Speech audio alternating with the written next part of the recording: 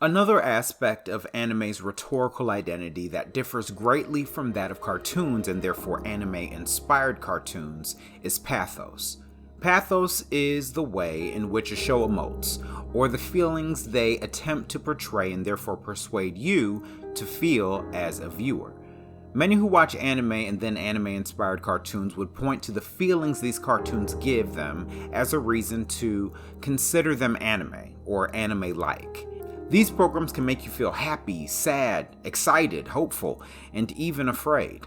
They utilize a variety of film devices that support the overall feeling viewers get from animation, like lighting and cinematography, music, the art style, the animation style, dialogue, and voice acting, to great effect. All of these, in addition to the actual plot of the show, add to the overall feeling one can get from any show, animated or otherwise. However, anime differentiates itself from cartoons in some very key ways, most notably of which is catharsis. Catharsis is defined as the purification or purgation of the emotions, such as pity and fear, primarily through art, or the purification or purgation that brings about spiritual renewal, or release from tension. Anime and anime-inspired cartoons provide the viewer a unique kind of catharsis through its action, dialogue, and scenes. Through action, both anime and cartoons elicit catharsis in some very similar ways through well-choreographed, explosive action that provides a release of excitement. Even cartoonish violence can elicit a type of catharsis. They are also similar in how they establish looming threats and villains that cause you to fear. These moments leave you with a sense of relief and satisfaction.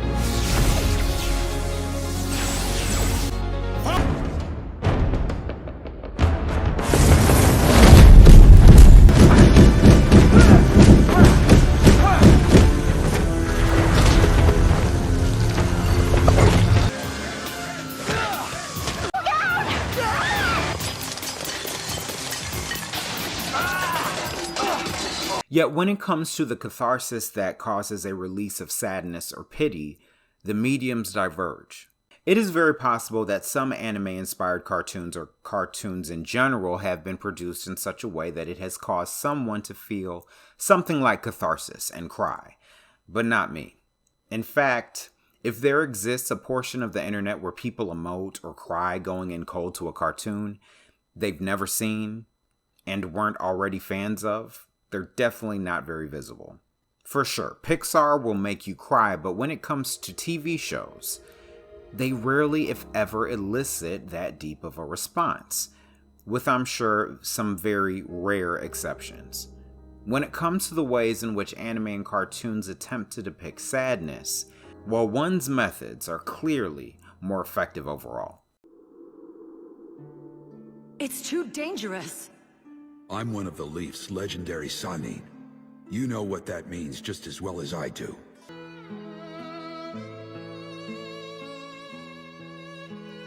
Well, hello there. I'm Jiraiya. You can send love letters later. Nice to meet ya.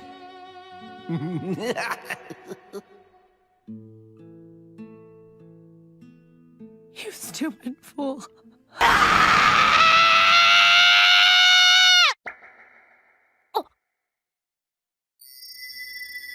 そんな気持ちで殺してはいけません。落ち着いて、笑顔で。さようなら。コロ先生。はい。さようなら。道しるべ桜恋あふれわかってるけど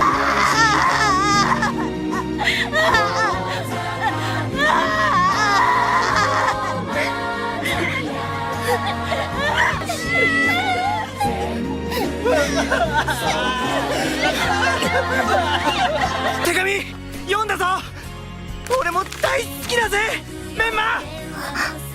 私も大好きよ。俺も大好き。俺ももちろん大好きだ。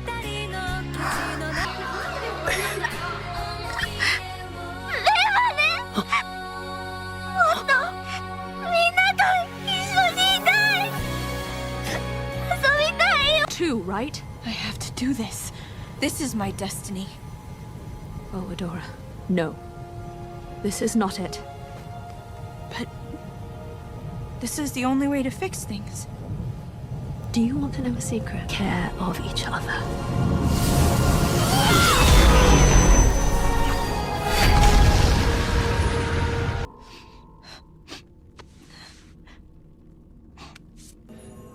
She's just a child. You have me. You won, okay? You just heal her. You have that power. Please! Salamene, come back! Come back!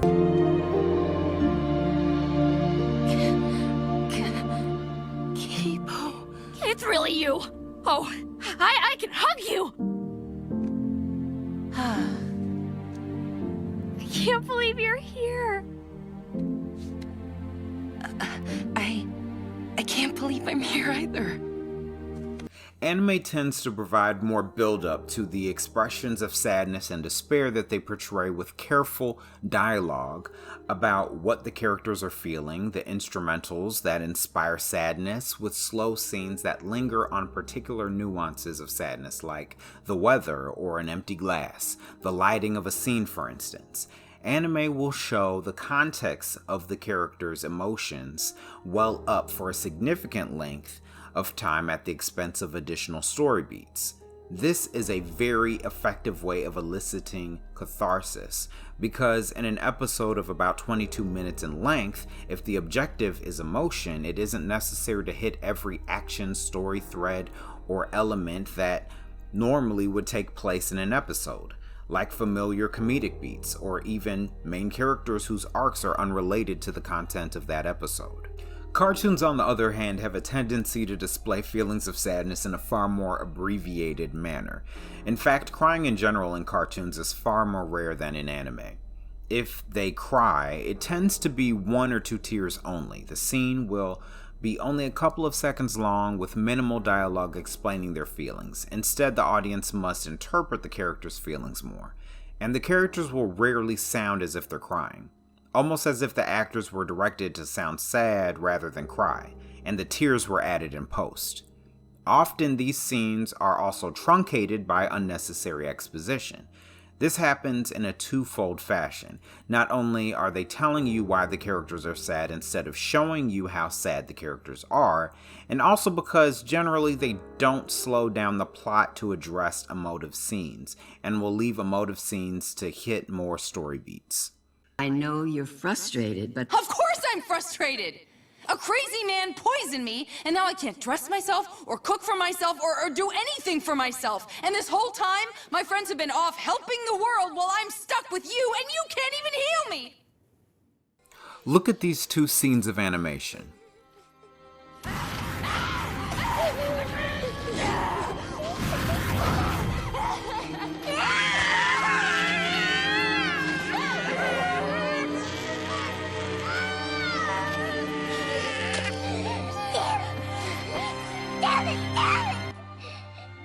I've been humiliated. Humiliated! Me? Envy? Jealous of you? Of you humans? I'm a homunculus! How could this pipsqueak kid see through me? It's the ultimate humiliation.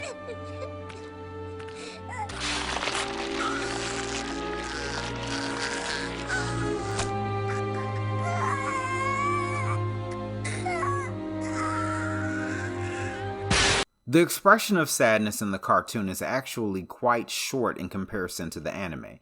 There is also a lot more going on from a filmmaking stance in the anime example, and this is more or less indicative of what you can expect from this type of catharsis in anime and cartoons. Now, cartoons are improving dramatically in some areas of animation, like in Arcane and Castlevania, who are some of the only Western animated programs that get even close to this aesthetic, in this area and in general filmmaking. But the quality of an Arcane isn't the norm at this point, while it generally is in anime.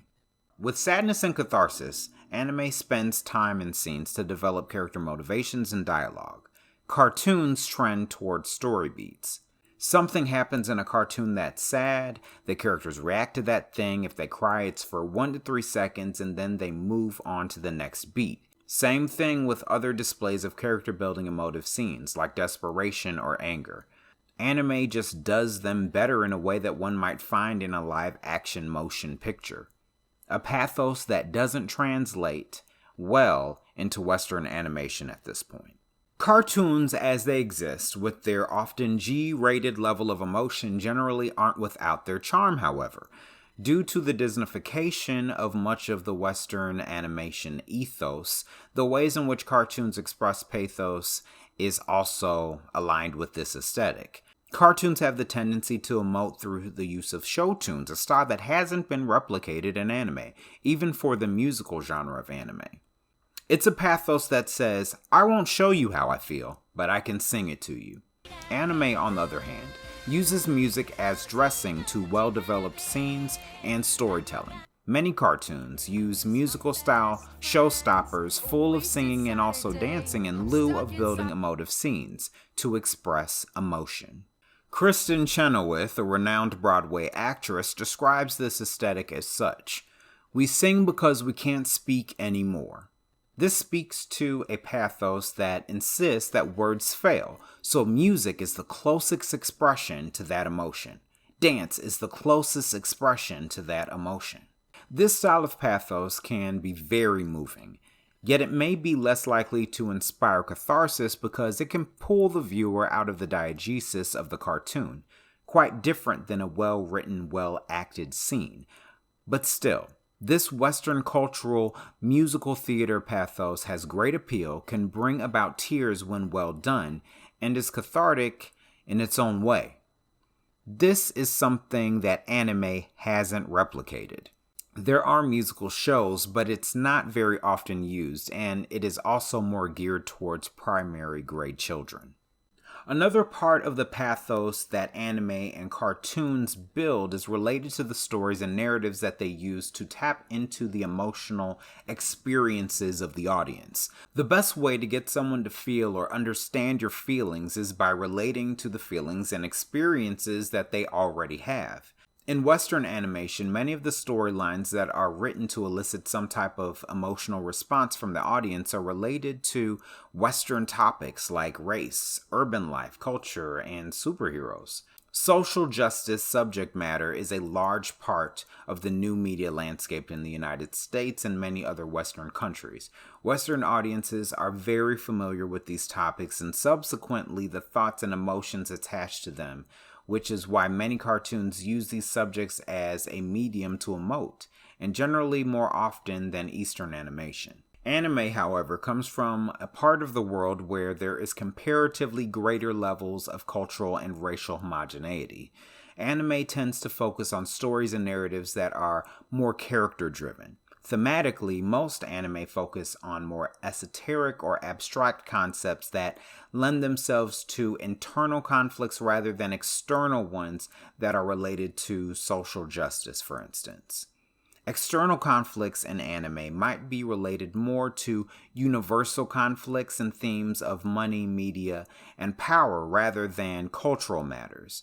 Issues of gender, race, or sexuality are generally concepts that characters confront in anime internally or on a character-by-character basis, rather than something that protagonists have to address within the world, their community, or on a systematic level.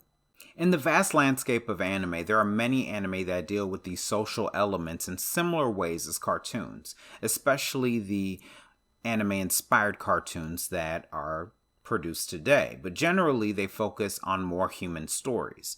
The pathos of anime appeals to humanity, which often requires the deconstruction of society, but more often individual human themes of personal identity, religious principles, personal codes of ethics, and ontological and existential questions of who we are or how we should live within the condition of being human. Anime's pathos inspires deep inner thought and reflection. Anime-inspired cartoons do address internal themes such as these, but more characteristically tend to externalize these themes, which dilutes the emotional impact of the story because it's less of a personal problem or even an interpersonal problem for the characters, and more of a societal or community issue. Summarily, anime makes you cry more. Anime and cartoons differ as they exist now on some fundamental levels of pathos. The way anime constructs emotive scenes that produce catharsis in action or in sad scenes is far more sophisticated in general than what is produced in cartoons, with the exception of some newer productions. Yet the showtune style of catharsis is something generally unique to Western animation and is quite effective when done properly. Both have their appeal. However, whether emoting through scenes of action, tears, or music, cartoons and anime just aren't the same.